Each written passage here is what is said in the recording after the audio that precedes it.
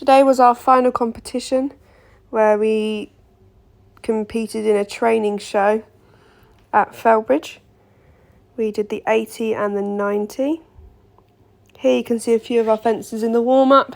She warmed up really nicely, she was forward, she was consistent. And then we went into the ring, as you can see from this photo. She was quite nappy towards the gate, she didn't want to go in on her own. And here again, she didn't want to go in the gate the first or the second time for both rounds. Here you can see some photos in the 80. Her head and neck is actually probably a little bit too low in that photo. It's because she refused this fence the first time, as you'll see in the video. But actually her technique here is quite good. That's a fence we didn't think she was going to jump. I went in quite pessimistically, I'd say, which was unfortunate. And I should have gone in with a little bit more confidence, but I still got her over the fence. Here she's jumping the Felbridge planks. You can see my lower leg is not as secure as I would like it, probably. That was because she was ballooning some of the fences. Here you can see she was quite nervous to go into the ring on her own. It may have been of benefit if we had come here for schooling previously. This is quite a big, daunting arena. There's a big lake in the middle. It's all slightly lower than the buildings surrounding it. So it's quite intimidating for a green horse that hasn't really done a lot of competing before.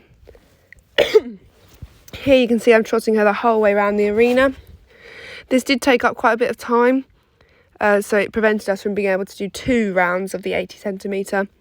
However, I think it was beneficial because here I showed her the shadows. And you can see she's quite nervous of them. So actually it was of benefit because then she'd seen everything. Here we've gone past the gate again. And I'm using a lot of leg. I may have benefited from spurs in hindsight. She's still quite spooky at some of these fences. But here we start to move forward into the canter and think about approaching fence 1. Here I'm looking up and ahead, looking round for my fence, making sure I've got a nice straight line. There's nothing worse than not getting a straight line for your first fence and then having a run out. So here she's a little bit nervous, but I keep my leg on. Looking round for fence 2. I'm quite confident with learning courses. It's something I do as part of my job. So I'm quite confident in looking for the next fence here. You can see I'm already looking for fence 4. Here she stutters towards the fence. I knew she might have a little stop, but gave her a little tap with the whip and she went forward over it. Here you can see I'm really riding forward because I know it's past the gate. And here you can see she's just looking at that fence. I may have been a little bit too light in my hands. Maybe I didn't hold her enough. So I went off on the left rein for the reapproach. Here you can see I actually put my whip in one hand and I'm riding the double one-handed. We actually get 3 very disjointed strides of canter in that one-strided double, which is quite impressive. But we're still moving forward now and she jumped both the fences and now she's gaining a bit more confidence. So we've moved past that point. She's taking some strides out of these fences, but I'd rather that because she's quite bold here. She did a little bit of a paddle in the air there. That's because she's not as confident. She's not quite sure when to take off. That's just because of how green she is in the competition environment. Here, heading over fence 11 and then 12. Here, I'm really pushing her forward and asking her to take a stride now, but she just pops an extra stride in that one-strided double. It's not the end of the world. I stayed balanced with her. I just was a little bit in front of her before the second part. This is where she was really unhappy and just not very comfortable being in this environment. But it's something she needs to get used to. So I've given her a little tap. I've pushed her forward. I'm not being horrible. I'm just being very clear with my aids. I think here you can see as soon as she does go forward, she's not going forward. So I've given her a tap. But as soon as she does go forward, you see I pat her here. And I tell her she's a good girl. She just was a little bit nervous. I haven't gone the whole way around again, but actually I've got her going nice and forward. She's seen all the fences now. thinking about that approach for fence 1 again. Jumping a course is something I'm very confident at. It's something I've done, luckily, for quite a long time, unaffiliated.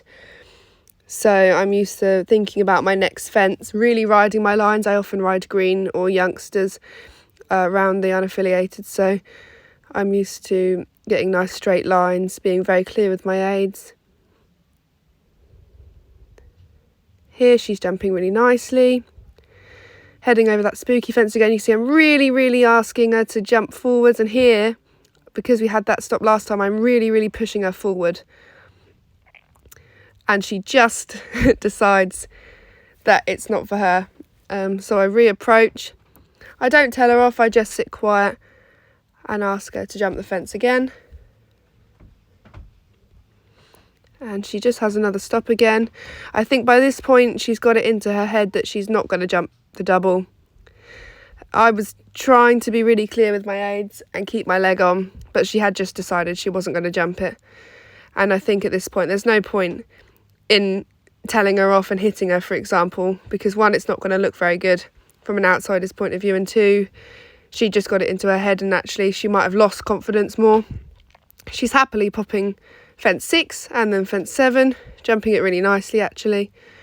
So we can move on past that point. It's just a training show, that's what these are for. Heading over fence 8 and 9.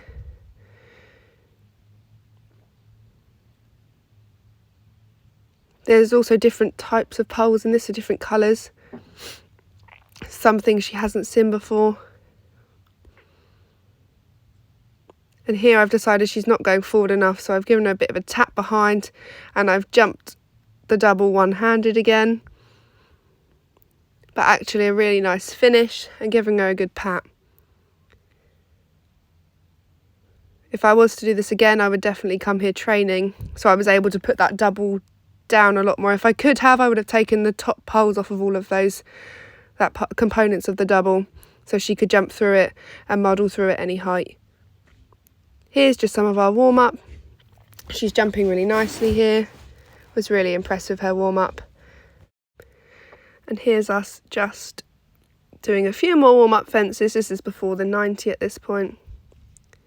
And she's jumping quite nice. She's staying nice and relaxed.